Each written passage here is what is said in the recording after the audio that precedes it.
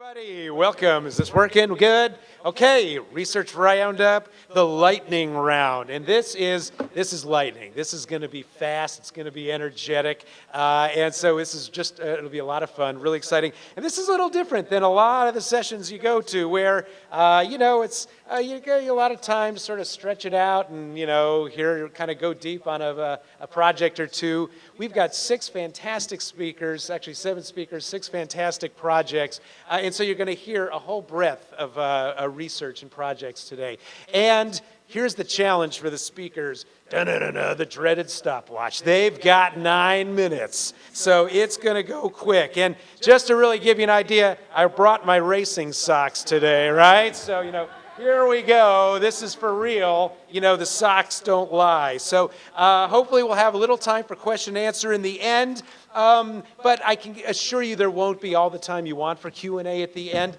On your tables are some pink sheets with all the speakers in the order that they're speaking in and their contact information and email. The idea is here, you find something, you want to follow up about it, go speak to meet the speakers as the conference goes on, or just email them. They hope to hear from you. So really exciting. So without further ado, let's get to it. And our first speaker, Rachel Eng. Rachel's going to talk about work started last summer with Art Place America and a handful of funder partners on the connections between arts and culture, social cohesion, and health equity. Now, everybody knows, I think by now, the bios are on the website. These are fascinating people speaking, though, and I got to just tell you, I've loved learning so much about them. So Rachel actually grew up right here in town. Thank you. It's great to be in your hometown. And little known, Rachel was state runner-up in high school for the state badminton championship. Number 2, right here. Woo! So, kind of competitive. She said, it's all these years I've kind of let that go. But I'm sure the arts has helped with the healing here, right? So that was, this is what the arts do. So, Rachel, please, thank you.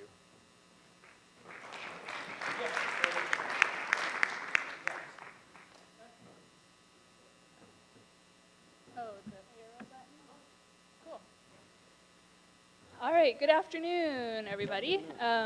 Thanks for coming to this session. My name is Rachel Eng. I am a researcher and planner with Metris Arts Consulting. We're in Easton, Pennsylvania, and we do research, evaluation, and planning at the intersection of arts and culture, community, and place. And last summer, we worked with a bunch of funders, the Kresge Foundation, Bush, Knight, Robert Wood Johnson, Art Place America, and the NEA, and they were all driven by the shared interest in supporting practitioners, artists who build social cohesion through arts and culture. And I also want to shout out to the people who collaborated with me on this project, Ben Martin, who was our graduate school intern last summer, and then my colleague Anne Nicodemus, who is not able to be here today. Cool, okay. So the funders tasked us with exploring these questions. What is social cohesion? How does it relate to place-based arts and cultural strategies? And then what is the relationship between those two things and health equity or community well-being? And who works at this intersection and how? The funders understood that people have very different ideas of what social cohesion is, so one of our first tasks was to define it. They also wanted us to center equity in our research, and so one way that we did that was that we formed this 3-person artist practitioner advisory group, and they really provided their expertise and knowledge throughout the project at various times. They were with us from the beginning. So Carol Bebel, Gabrielle Obaez, and Floyd Patrick Jourdain were our 3 artists, and we paid them to serve in this really important role.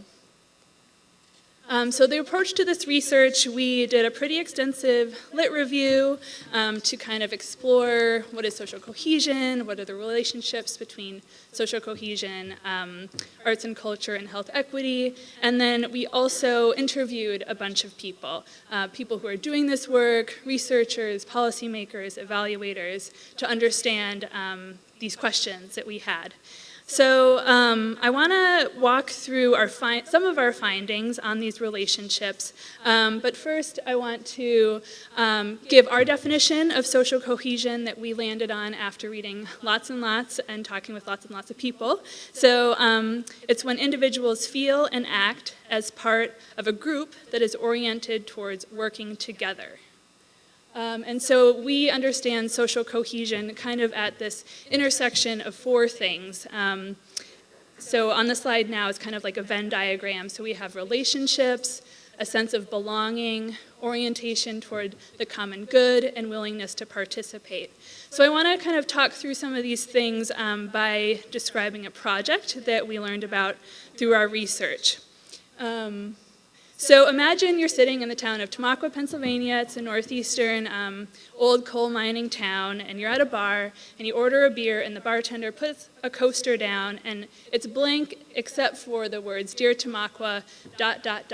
and then a place where you can write or draw, so you get out your pen, and you start scribing a letter to your community.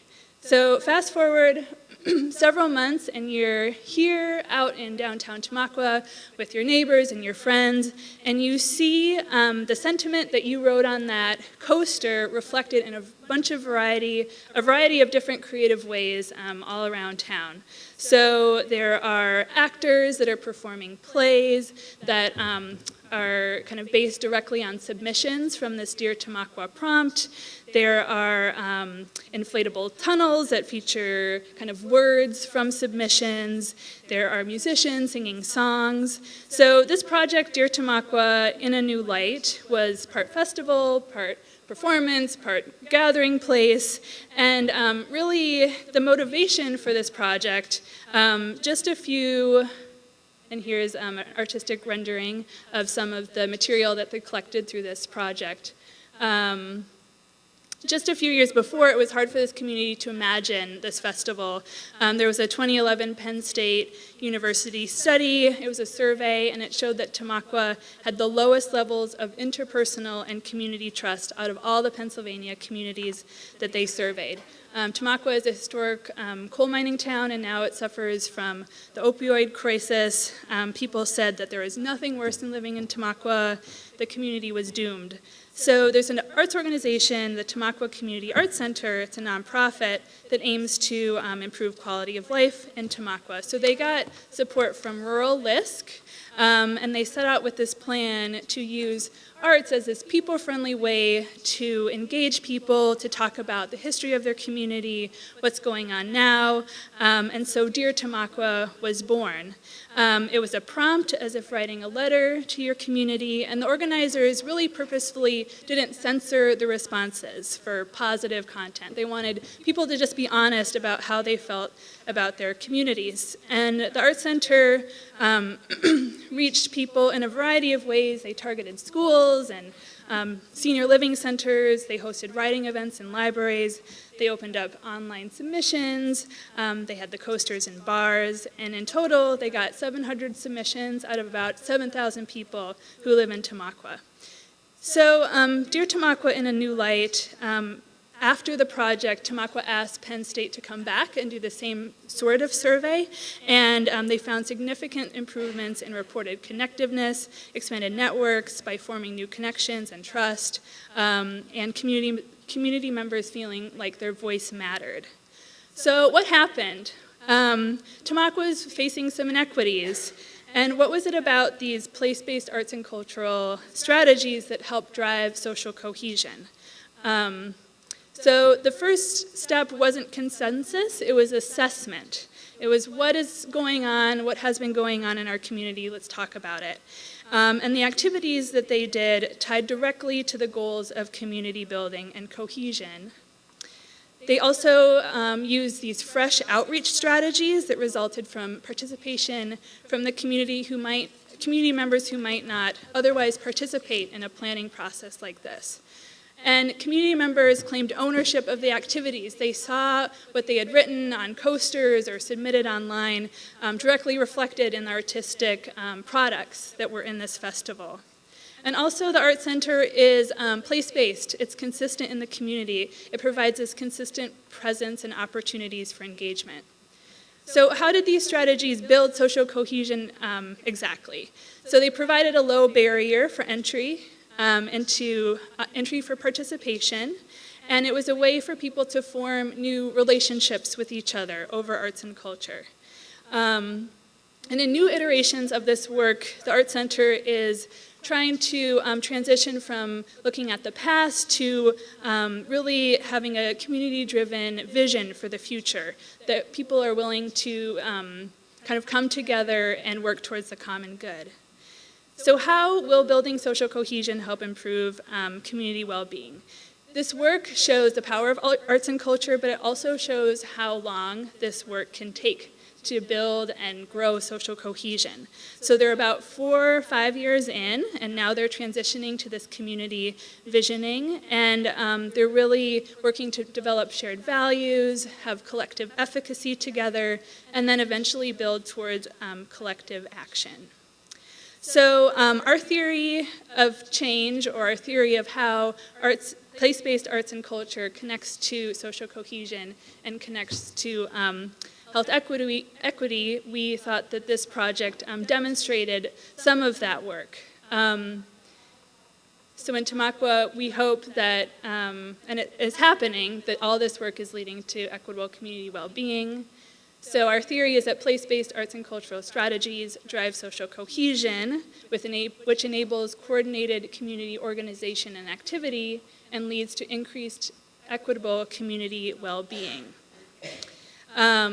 So we also found that like certain types of arts and cultural activities really help drive social cohesion, like when people from different people come together to do arts and culture, when they collaborate and share experiences and that sort of thing. So we are really excited to be in phase 2 of this project that's happening now. We're partnering with PolicyLink and the University of Florida Center for Arts and Medicine to really dive deeper into these relationships, to hear from more people, to get more perspectives, and then PolicyLink is going to help us with some of the communication. So who needs to hear this research? Is it hospitals? Is it practitioners? And then how can we better make the case of these connections so that practitioners can continue to get support and do this work. So I think that's all. Thank you so much.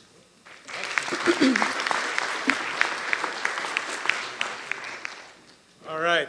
Thank you, Rachel. I'm going to ask Brenda to come up next. Brenda's going to talk about her work that she does here for the city of Minneapolis. We love your city. Thank you. It's so great to be here. Taking a deep dive in the economic and demographic data about the creative sector and providing spatial understanding of where creatives work, how her findings inform workforce and business development.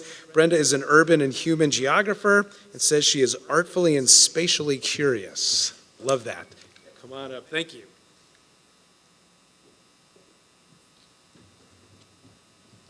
Good afternoon, and thanks for being here this afternoon for this session.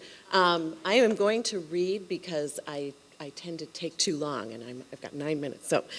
So with my consulting firm, Urbane Dr. K Consulting, I do research-based strategies informed by community that have benefits to strategic planning and advocacy needs.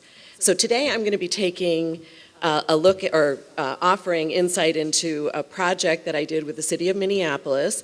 This was research I designed for what you see there on the table, the Minneapolis Creative Index 2018. And a little bit of context. So for several decades, I've been examining the creative economy as part of the knowledge economy. This has been reshaping the cities in the wake of deindustrialization.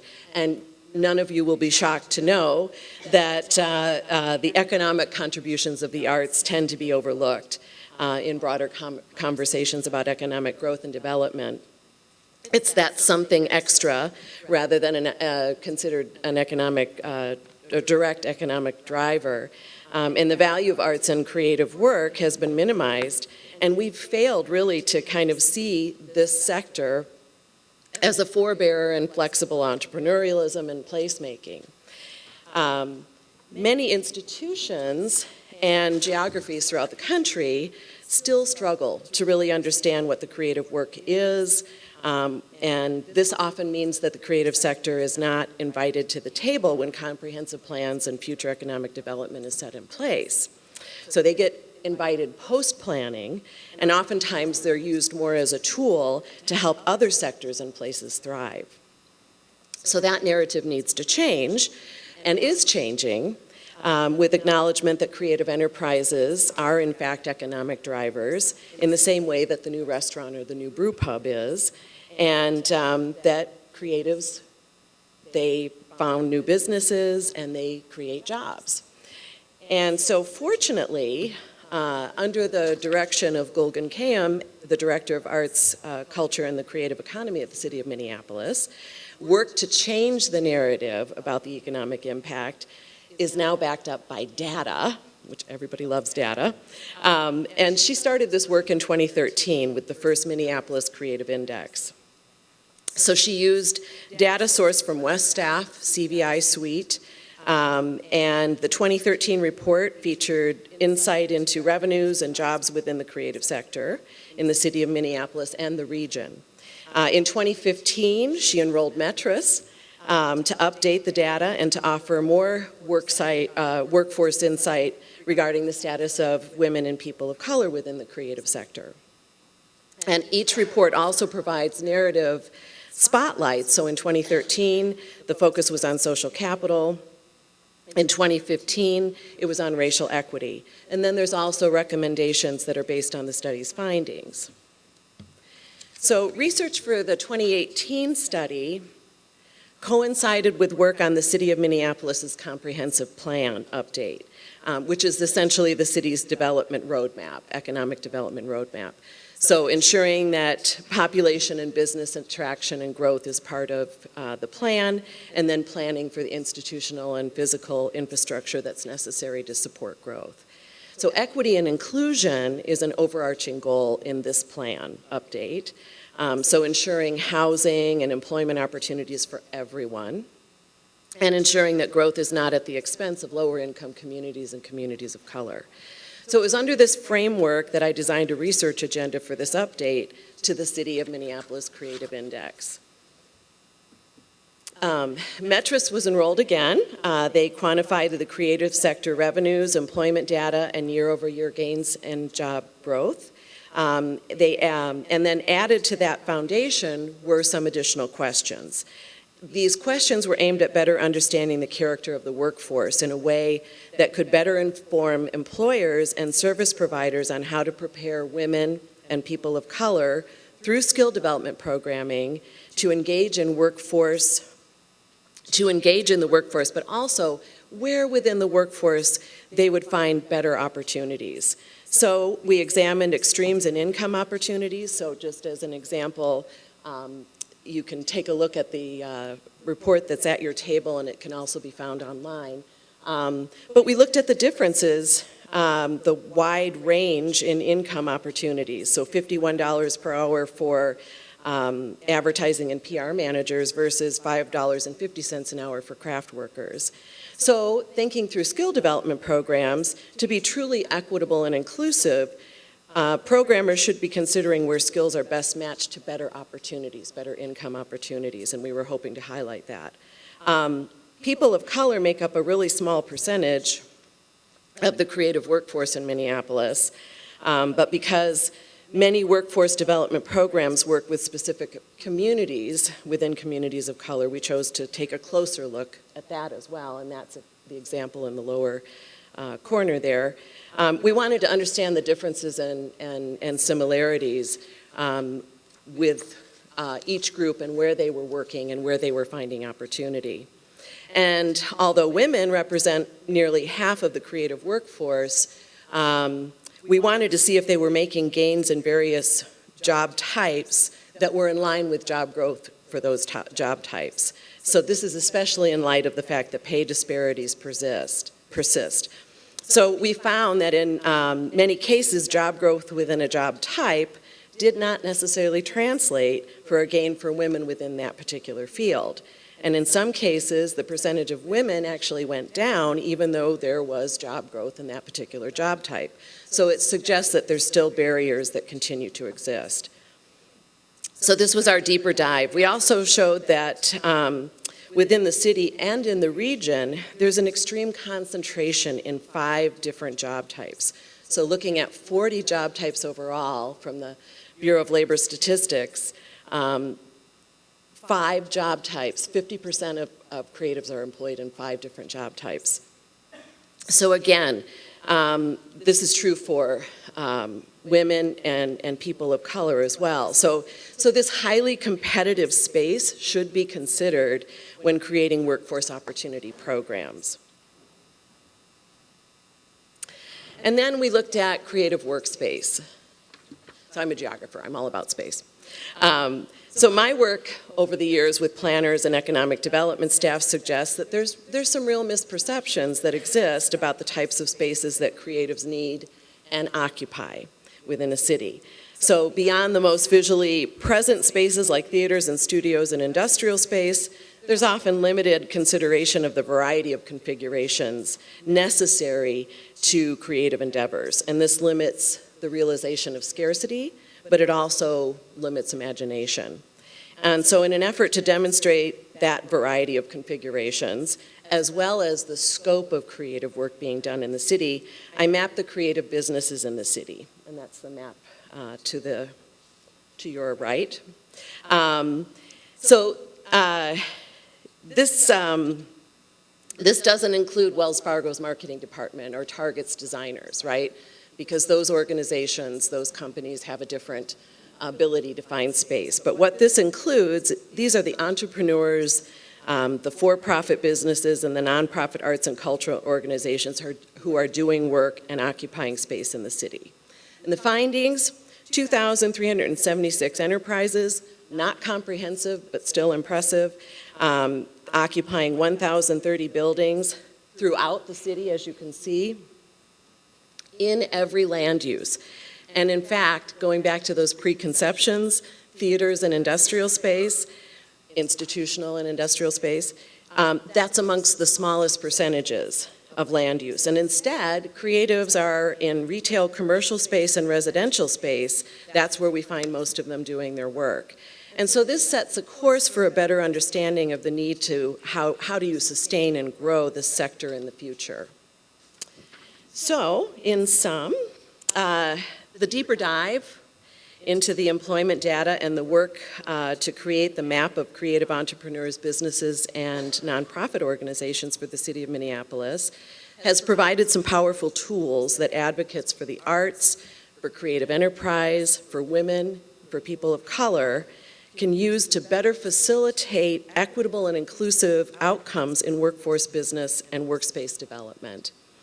In fact, the City of Minneapolis is already working with the Mayor's Office, Workforce and Economic Development, and nonprofit skill and training advocates to consider programming that will prepare and better direct creative women and people of color into higher paying and less saturated opportunities in the creative sector and other sectors that are supported by creative workforce and creative workers.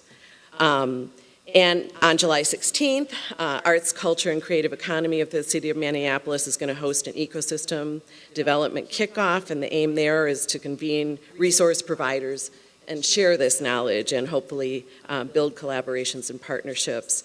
And of course, the map has prompted greater acknowledgement of the role creatives play in workspace occupancy as renters and owners. It's demonstrated the presence throughout the city. And it's brought these lesser acknowledged enterprises into conversations about workspace needs for small businesses in the future. So thank you very much.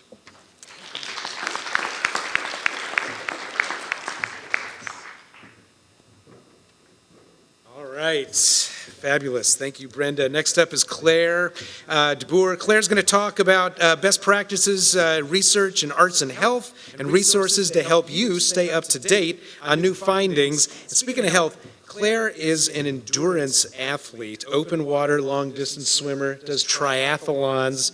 Amazing right here. Although she said she'd rather run with her friends and everybody than compete, but so there's hope for me. But come on up, please. Thank you. Welcome.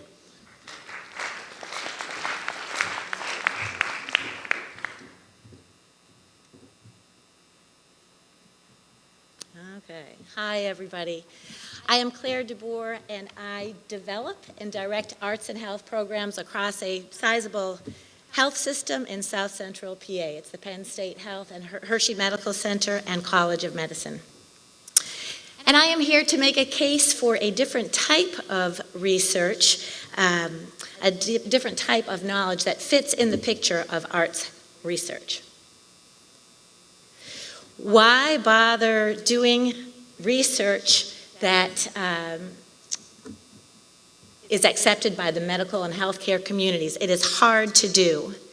It's tedious at times, and there are a lot of rules involved. Although it is a creative process, there are many rules in publishing in medical journals.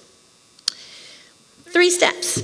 If the benefits of arts and health are not measured, then we cannot speak the language of healthcare administration and medical communities. If we cannot speak their language, we won't establish a presence in their journals. If we don't establish a presence in their journals, we will miss major opportunities for substantive and sustainable funding. It's about the money. So there's, to a great extent, an untapped resource in the healthcare community for the arts. We are on our way. There's a ladder of evidence we can refer to, and I'll just walk you through it. Anecdotes, we are really good at that in this community. We have great stories, and they're powerful, and they convince many people to give us money. All right? And they also inform the next rungs of the ladder. There is qualitative evidence. That's where we make meaning of the anecdotes, and some of it is very systematized. There's quantitative, which is numbers, where validated, reliable instruments are used to create metrics that prove, that really support certain things. This is why we don't smoke anymore. This is why we know exercise is good for us. This is why we know a lot of things that support our health and well-being. And it is unreasonable for art to feature only in this area. However, mixed methods is a type of research where we combine qualitative and quantitative, and we, researchers and artists and healthcare providers, can do a better job at producing published research that does both, qualitative and quantitative. Who is on a research team? All right, is it just artists? No. There are professional researchers whose business it is to create the research design and conduct the research. Ideally, also a healthcare provider who is an expert in what outcomes matter in the healthcare world. There is an artist who is an expert in the art being delivered, and a very welcome and creative part of the team. And sometimes even a patient who is an expert in the experience of receiving medical care. There are claims and there are overclaims. What we can claim with reasonable certainty is we can, for short term anyway, and for a short amount of time, we can enhance patient mood with the arts in a healthcare setting. We can reduce pain level for a short time. We can increase memory and cognitive function through the arts, and that's more the therapists. We're talking about art and music therapy. We can increase mobility, and that's also more likely a therapist. Artists can enhance caregiver mood and morale in the short term, as well as physician and nurse well-being. It's not to say it can't happen in the long term. We just don't have the rigorous and robust evidence to support it that is published in journals. We have to be careful, in the name of authenticity and also building credibility, to refrain from overclaiming. We try not to say that to our healthcare community, we will, through the arts, afford you a long-term boost in self-esteem, self-awareness, emotional resilience. We will reduce your length of hospital stay. We will reduce healthcare costs. We will reduce physician, healthcare provider burnout. We can do all these things. We maybe are doing some of it already, but again, there isn't the evidence developed that is published. And the reason I keep saying published, that's kind of the barometer. If it is accepted by the healthcare community, it has to first be published. And the same with improving healthcare diagnostic tools and problem-solving abilities. Not the hard evidence yet, but I promise you we are on the way, and you are a part of this. The stumbling blocks are, in a lot of these studies, it's a single institution study, or it's a study with a very small group, or it's a study where there are a whole lot of other things going on with the patient, so we can't isolate the arts. So there are all kinds of reasons that the evidence so far has not been helpful enough. What are some recent findings? So I just went through a database and found no study is perfect, and we accept that.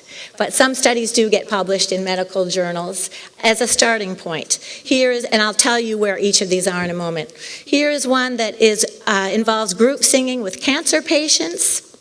It was a qualitative study where people sat around afterwards and talked about, had focus groups, which were then analyzed. And there were these emergent themes.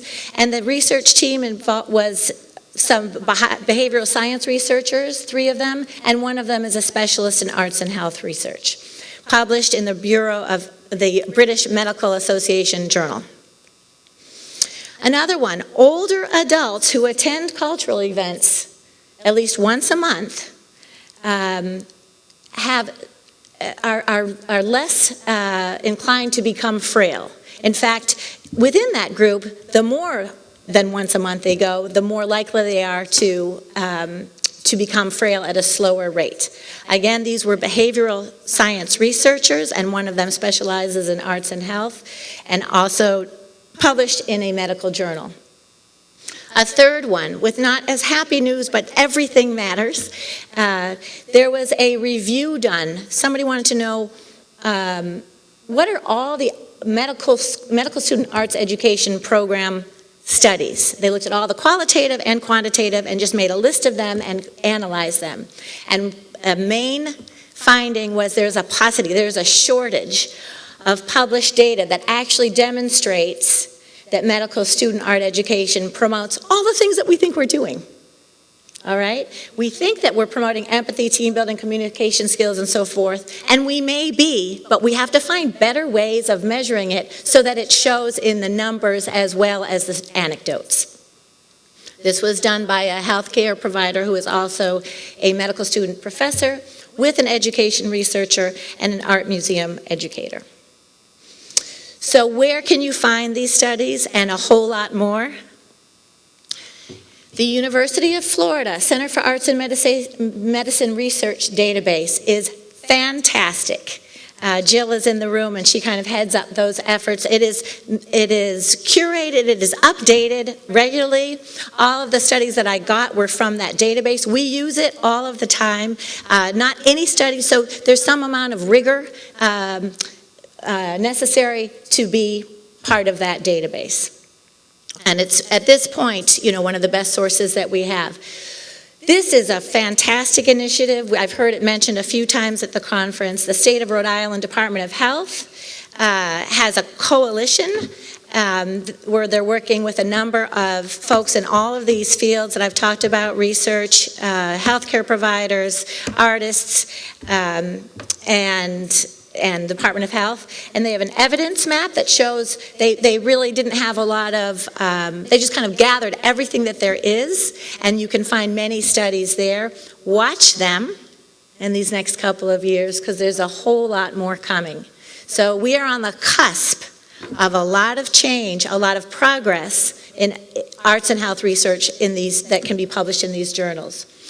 The National Assembly for State Arts Agencies just put out 3 papers in March of 2019, and one of them is Arts in Clinical Settings. There are some references there.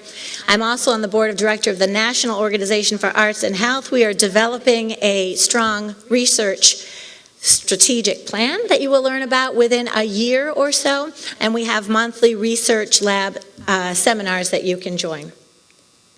Whew, that's it. Thank you.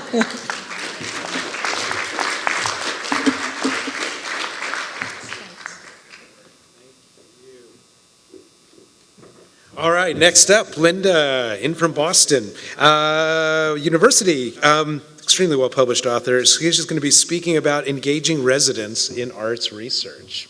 Please, welcome, thank you. Fun fact. I know. I read tarot cards in my free time. She reads tarot cards in her free time. All That's right, my fun fact, yeah. 5 minutes session after this on tarot cards. Okay, I didn't bring them.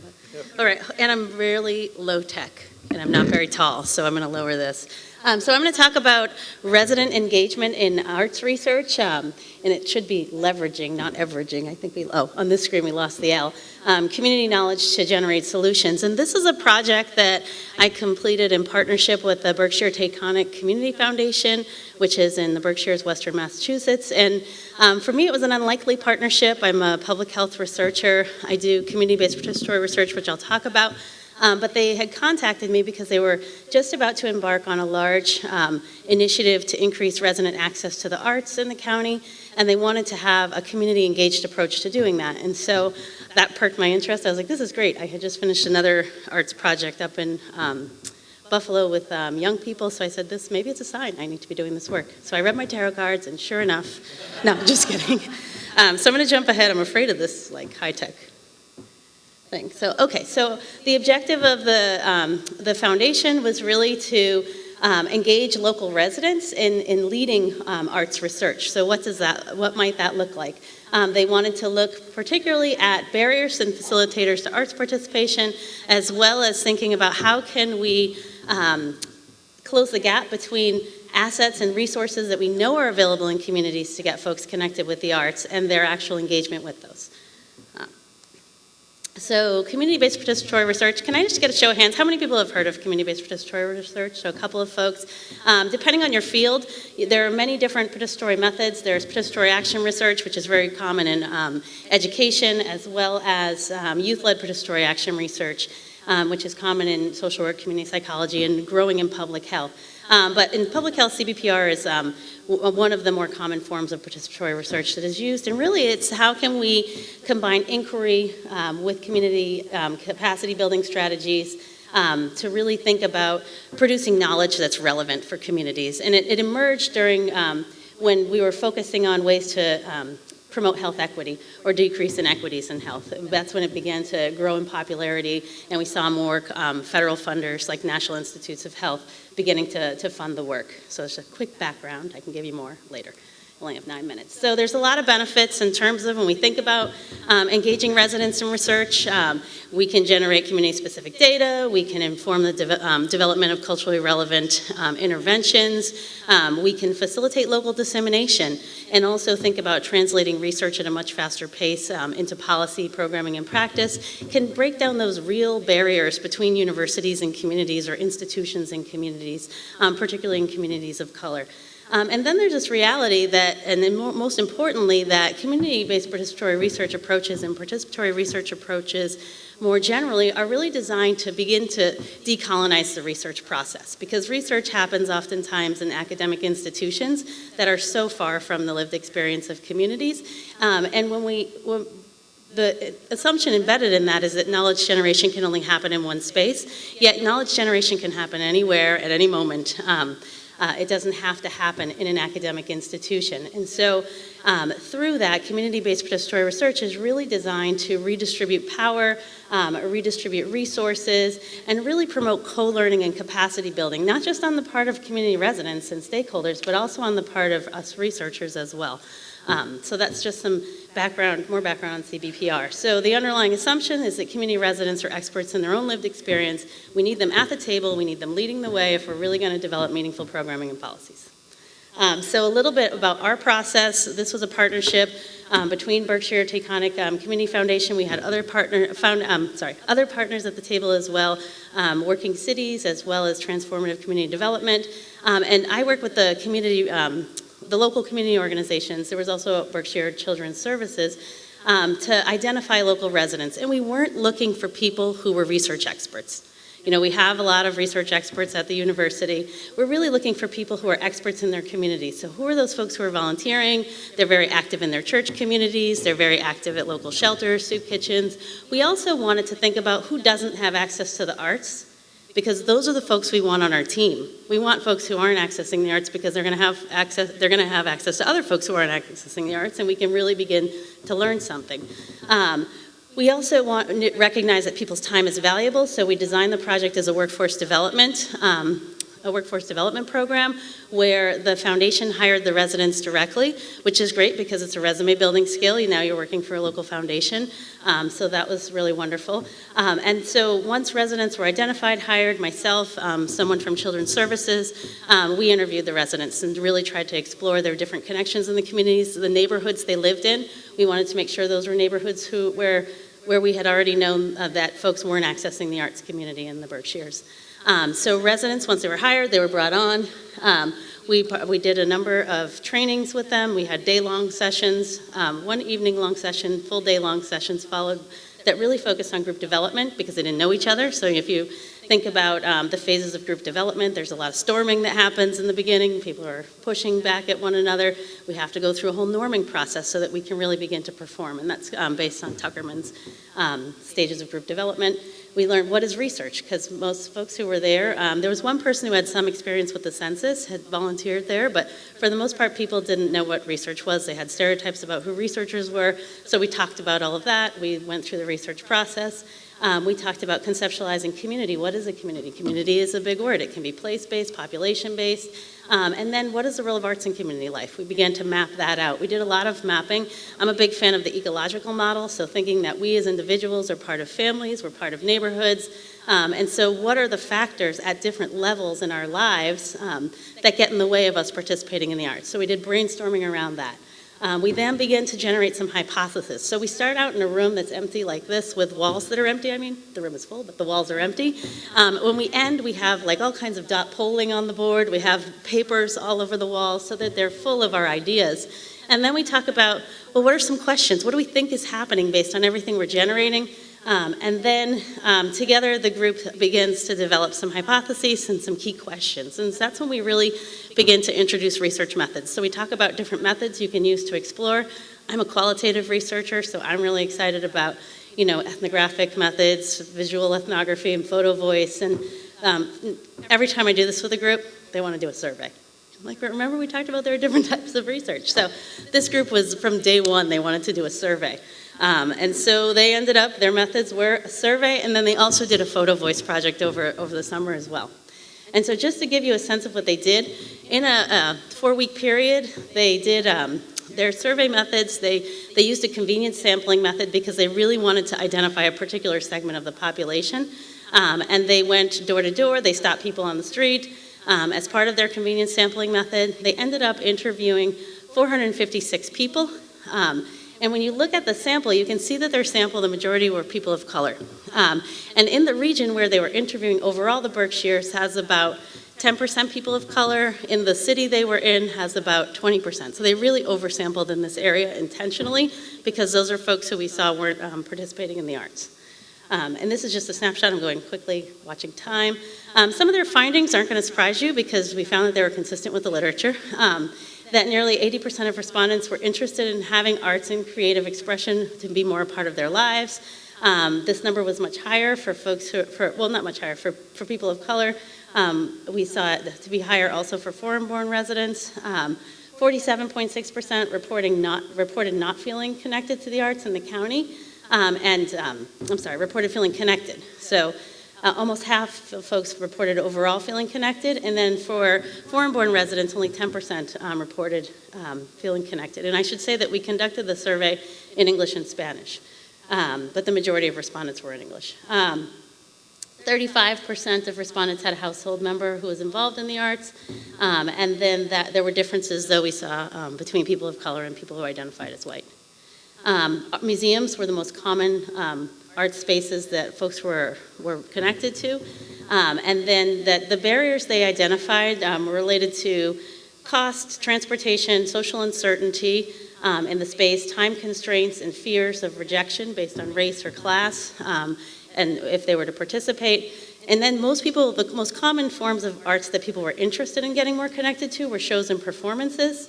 And then there was also this insider-outsider tension within the community that served as a large barrier to people's participation in the arts, and this was largely connected to that social uncertainty, because within the community there are a number of folks who are year-round residents, and then there are a number of folks who are living there through just in vacation time and during the art season.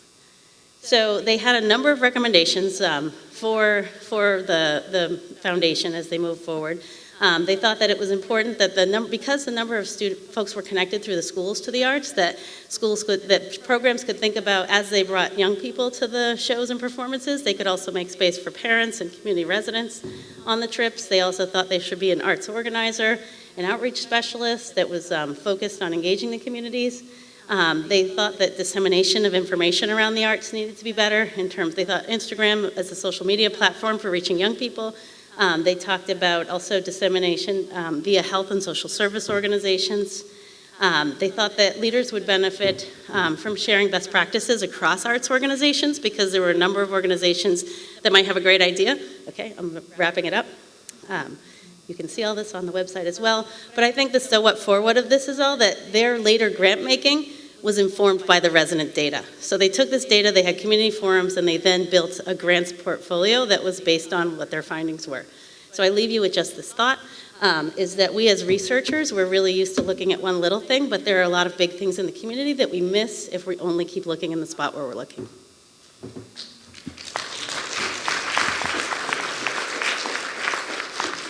Wow, thank you. Reminder, especially if you came in late, pink sheet on everybody's tables. So much interesting information that you're hearing from everybody today. And if you want to follow up, learn more about how do I do some of this work in my community, or, how do I apply that locally, there's a way to reach out to everybody directly. Samika Satterthwaite is next, speaking about a federally funded arts integration cohort project and how the data builds a foundation for sharing knowledge to disseminate to the community. Samika is a jazz drummer and is thinking about the possibility of international tour, playing jazz with her jazz pianist husband. So fascinating. Welcome. Thank you.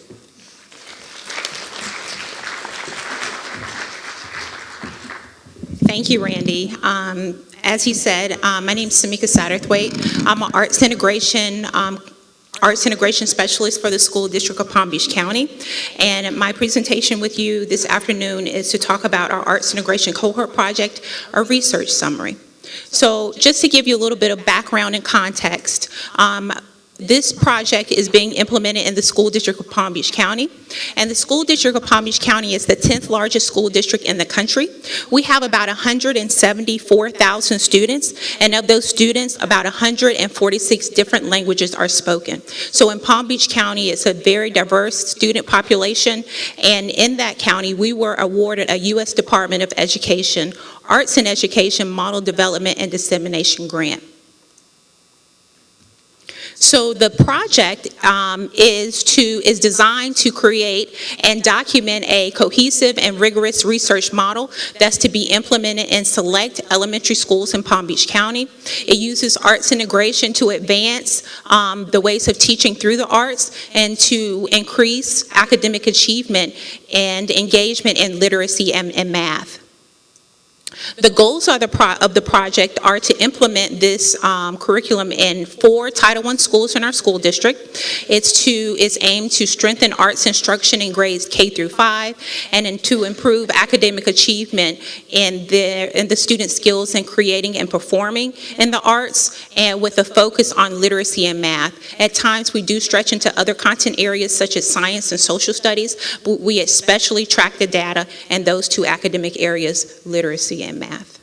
All of the work that you see and the pictures on the slides are the work of the students that have been implemented, and the projects that have been implemented throughout the grant and throughout the project over the course of the 5 years. So all of the pictures that you see is actually student work and arts integrated works of art. So the scope of the project is in 4 Title I schools. We're in a 5th year no-cost extension. Typically, the grant awards are for 4 years, but if you have additional funding, if you ask permission from the US DOE, sometimes you can get an extra year, and we were granted that extra year. So some of you might be thinking, oh, well, typically those grants are 4 years, and that's why we have the 5th year this year. We have an extensive amount of professional development throughout the course of the grant, through summer institutes, through additional opportunities for the teachers to have professional development on professional development days that the school district actually implements. We also provide teaching support and teacher evaluations throughout visits in the classroom, a lot of mentorship. We purchase quite a significant amount of technology for our grant schools, including iPads, Apple TVs, and other technology that helps them to integrate the arts in their classroom, being that the grant has an arts and technology focus as well. We work with a lot of Kennedy Center teaching artists that regularly visit our schools, in addition to Harvard Project Zero clinicians. We actually implement the model throughout all the arts disciplines, including visual arts, music, dance, and drama. And being that we're on our 5th year, it is our goal to continue to help those schools with sustainability, and we want to make sure that we're disseminating the work that we've done to help other communities, other schools, and other districts. The evaluation methods of our grant, we heavily look at our Florida standardized test scores, which are basically our state-wide exams. These scores are looked at and begin at 3rd grade in our state, and so ideally we start analyzing that data for 3rd through 5th grade students under the grant. For K through 2 students, we use something a little bit different. That's a district-based reading assessment called a reading running record, and we track the progress and academic achievement for K through 2 as well. We also implement end-of-course exams in visual arts and in music. And we look at the data from school-wide surveys from families, parents, and administration, in addition to some of the implementation surveys that we give at professional development offerings. Some of the data that we've seen thus far is that we've seen an increase by 5.9 percentage points in math for the fiscal year 2018 school year. We also saw an uptick in percentage points by 24.2% over our target that's usually given by the US DOE in reading for the fiscal year 18 school year. 85% or more of teachers agreed that students' work showed an increase in student skills in creating and performing. And we also saw an increase by 5% in the amount of times that students were engaged in art making. So in the state of Florida, we have school grades. A is the highest grade that a school can receive, and that is all based off of, in part, by some test scores from the state and other factors as well. So one of our schools, the Conservatory School in North Palm Beach, for their fiscal year 2018 school year, maintained an A 2 consecutive years in a row. West Riviera Elementary School, another grant school of ours, raised their letter grade to a B. So they were a letter D, and they went up to a letter B. UB Kinsey Palmview Elementary School raised their school grade from a letter C to a letter B in the fiscal 18 school year.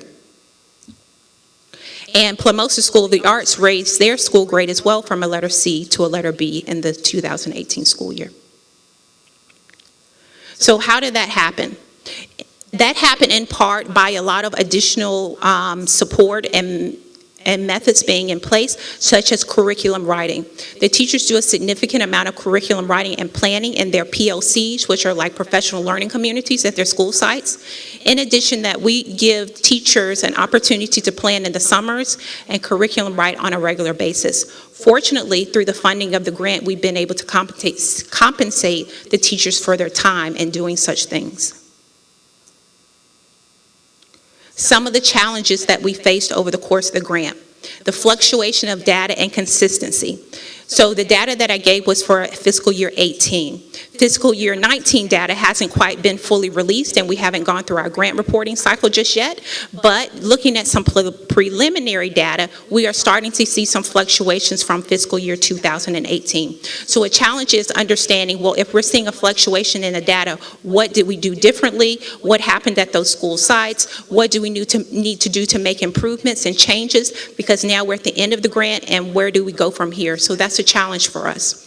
Ongoing sustainability after the grant funding gets finished is also a challenge for us as we move forward. Sometimes turnover of leadership and educators has also been something that we've had to work through. As you train a group of teachers and they leave, and you have a new group of teachers coming in, the onboarding of those teachers and helping them to understand the process of learning through the arts and that approach of teaching takes time. And that's why you may also see some of those fluctuations. Mixing district initiatives with a grant model that's already in existence is also difficult. And implementing this model in 4 different school structures is something that we had to work through as well. So the lessons that we've learned, it is really important to build trust in the communities that you're working with and you're trying to implement such a rigorous model. Change takes time, and even though those changes may dip or rise or increase or lower, it takes time to implement these sorts of models. It doesn't take 1 to 2 years. Sometimes it could take 4 to 6 years, 5 to 10 years to see change over a course of time. Cultivate partnerships. We have partnerships with the Kravitz Center for the Performing Arts, the Murakami Museum, the Kennedy Center. We also have partnerships with the Cultural Council of Palm Beach County, which is a huge supporter of Americans for the Arts. So cultivating those partnerships that when the funds do expire and have been encumbered, how do you continue to support those schools through your partnerships? Adapt and be flexible and continuously provide support to those teachers and those building administrators. So how does this apply to you, and what can you do within your organizations and within your communities? Number 1, if you offer one art discipline, consider offering more than one, exposing students to multiple art disciplines. Number 2, provide high-quality arts experiences and opportunities. It's not just important that you're providing arts experiences, but are they high caliber and high quality? Build partnerships. The results take time. It's okay to start small, and consider your resources and the best uses of them. I want to leave you with this quote, which is one of my favorite quotes from Renee Elise Goldsberry. Education teaches students how to write their name. Arts education teaches students how to find their signature. And so this work of art, to my right, maybe to your left, is of students learning about the 5 senses. And this is a piece of work from multiple students that helps them to find their signature. This is my contact information at the school district. We post regularly on social media, especially Twitter, in our school district. So my handle is Samika Satter. My supervisor, the K-12 arts administrator for the school district, sends his regards, even though he couldn't be here today. But you can also follow him on Twitter, as we regularly post the wonderful things that are happening in our school district. Thank you so much.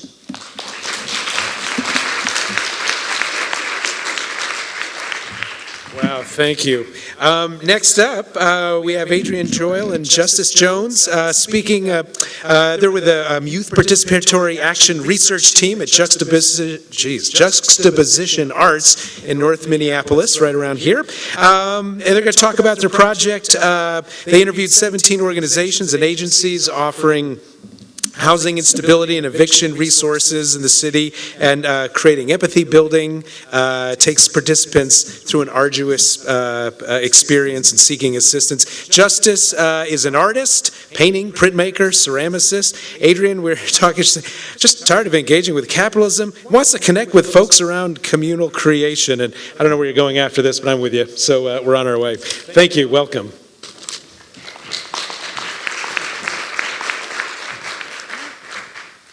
Hello, everyone. How are y'all doing? Good? Y'all awake? Those are some really, really interesting and inspiring projects.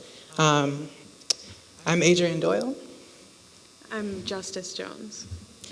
And to give a little context about where and how our project happened, we are coming from Juxtaposition Arts, which is a Black-led visual arts and cultural center rooted in North Minneapolis, Minnesota, that'll be celebrating its 25th year of programming next year, 2020. Our core offering is a creative sector youth employment program called Juxta Labs that employs 70 youth year-round in one of 5 different revenue-earning micro-businesses. So young people are trained in contemporary art, graphic design, environmental design, textile design and screen printing, and tactical urbanism, which is where the lab that we work within. Apprentices learn marketable skills. They earn money, about $3,000 annually, average. They gain professional experience with real clients, they expand their networks, and they become deeply connected to the region's multi-billion-dollar creative economy. Young people in the Tactical Lab work with community organizers, engineers, artists, to combine urban planning, research, and community building tools to create needed interventions in public space that engage Northsiders around issues in the built environment. So a little information on our method. To borrow language from the YPAR hub at UC Berkeley, the YPAR method excuse me, trains young people to conduct systematic research to improve their lives, their communities, and the institutions intended to serve them.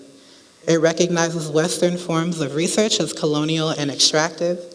It challenges traditional ideas of expertise and knowledge holding and production, and centers individuals as experts of their own experiences and their community's needs. So everyone on our team has had experience with housing instability and or eviction. So we've been learning about and making impact on issues that directly affect us by integrating art and design into the action that impacts the systems. We've learned an enormous amount about the policies and systems that have influence over the housing market that we exist within. And we've made professional connections with individuals working in political, nonprofit, and public agency fields on this issue. We have received funding from Youth Prize to produce this project, and we also collaborated with Dr. Brittany Lewis at the Center for Urban and Regional Affairs. They just recently completed and released an executive summary during which Dr. Lewis interviewed 30 landlords and 30 landlords and 70 tenants who had either issued or received an eviction in North Minneapolis within the last 3 years. That report is called The Illusion of Choice, and I will provide information on where you can access that later.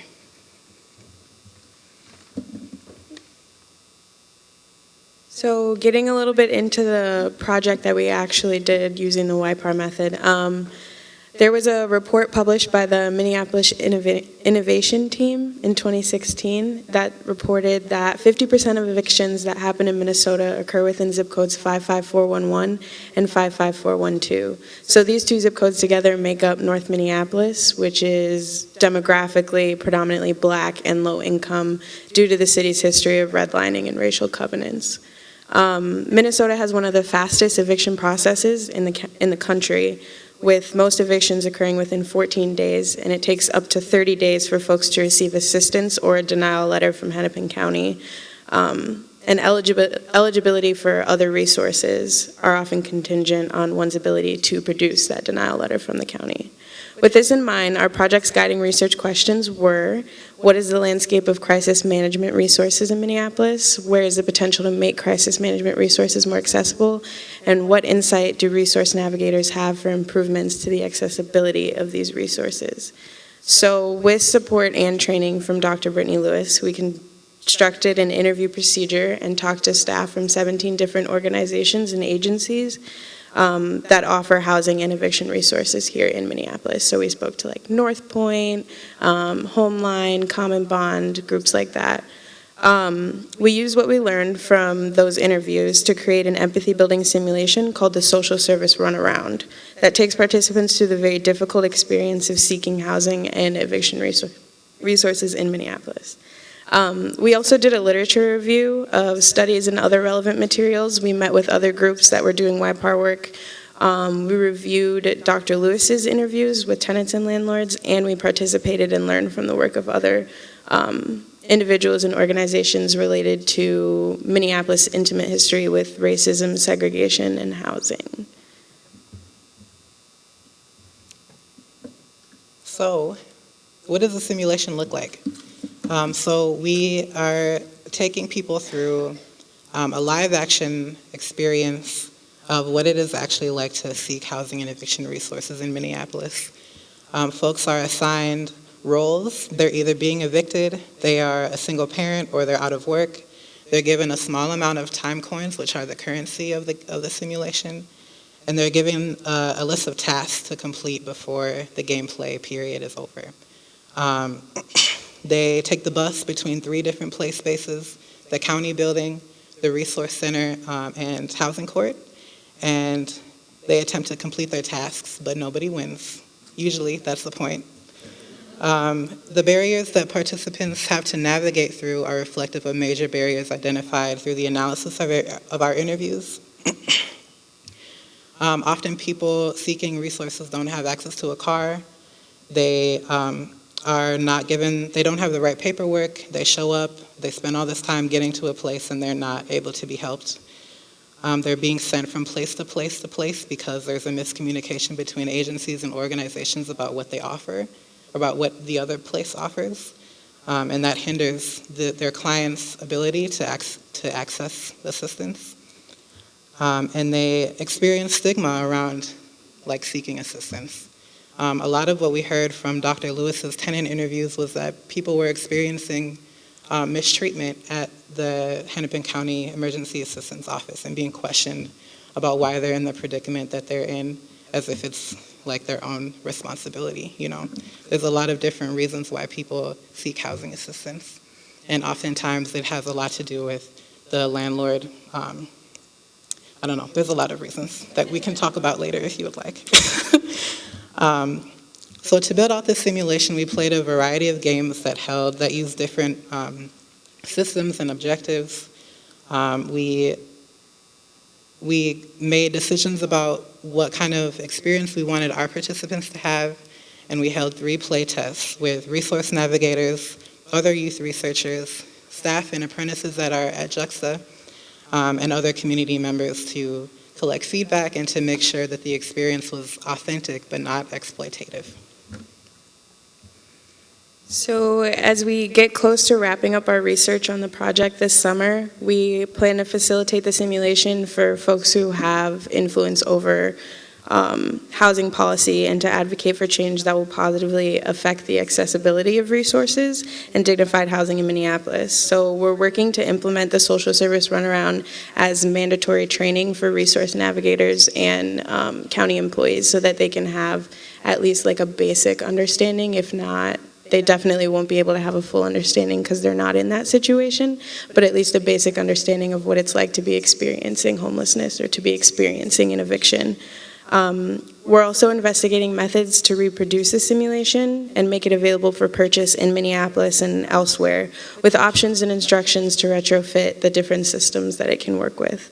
On May 30th, our YPAR team facilitated the social service runaround publicly for the first time for a group of 20. Resource navigators, Northside community members, policymakers, and government officials. The participants were really excited about the use of the simulation as a training tool, and those who are familiar with seeking resources affirmed that the simulation was powerful and representative of the experience. So the simulation itself is rooted in 3 major findings from our qualitative research analysis. The imbalance of power and protection between renters and landlords and other forms of structural oppression.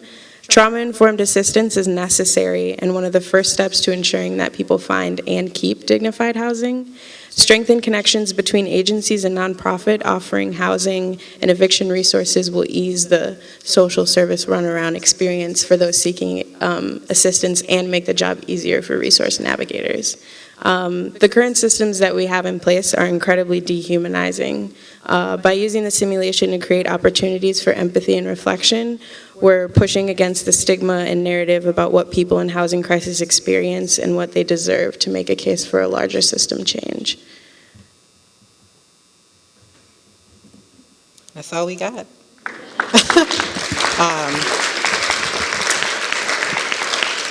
Thank you.